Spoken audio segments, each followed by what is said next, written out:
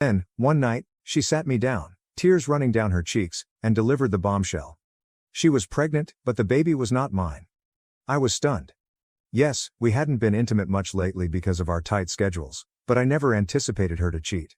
When I asked who the father was, she broke down and muttered, "It's Mike." My entire universe came crumbling down at that point. Everything I thought I knew, everything I had based my existence on, was shattered. I couldn't breathe or think because I was overcome with feelings of betrayal and grief. Sarah attempted to explain, her words falling out between sobs. Apparently, it began during our engagement party. Mike had approached her, saying she was making a mistake by marrying me. He used her weaknesses, telling her she deserved better and that he could offer her everything I couldn't. It wasn't a one-time event, they'd been having an affair for months. I kicked Sarah out that night. I couldn't stomach looking at her or being in the same room as the lady who had deceived me so totally. She begged me to forgive her, saying it was a mistake and she loved me. But all I could think about was how many times she had lied to me, slept with my brother, and done so while wearing the ring I had given her. After Sarah departed, I confronted Mike. I can't recall what I said. It was all a swirl of wrath and pain. At first, he tried to dismiss it as a drunken mistake that didn't mean anything. But when I questioned him, he grew defensive, saying, "Well, maybe if you'd been a better fiancé, she wouldn't have come to me." I saw red. I got in my car and headed to his apartment, intending to make him regret what he said. I'm not sure what I was planning to accomplish, but when I arrived, our parents were already present. Mike presumably called them first, telling them about Sarah seducing him and apologizing. And you know what? They believed him. They always do.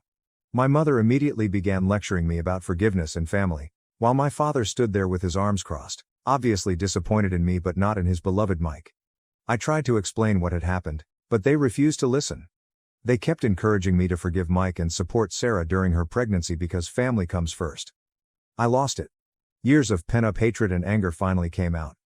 I told them how I felt about their strange sense of dedication, how they had always preferred Mike over me and had never taken my side or backed me. I informed Mike that he was no longer my brother, that he had died for me. I told my parents they could have the son they'd always wanted because they no longer had me. I stormed away, ignoring their shouts and pleads. I traveled for hours without a destination in mind, simply wanting to get away from everything and everyone. When I finally arrived home, I saw dozens of missed calls and messages. Sarah begged for another opportunity, and Mike alternated between apologies and accusations. Most of the messages, however, came from my parents, who demanded that I grow up and make amends. I disregarded them all. I rarely ate or slept. I called out of work, using up all of my vacation days. I couldn't face anyone or bear the thought of explaining what had happened. I just sat in my apartment, going over every detail of my relationship with Sarah and every encounter with Mike, trying to find out where I went wrong. It has been 3 months now. To cope with everything, I moved to a new apartment, changed my phone number, and began treatment. But my family refuses to quit up. Despite my efforts to break off communication, they continue to intrude into my life.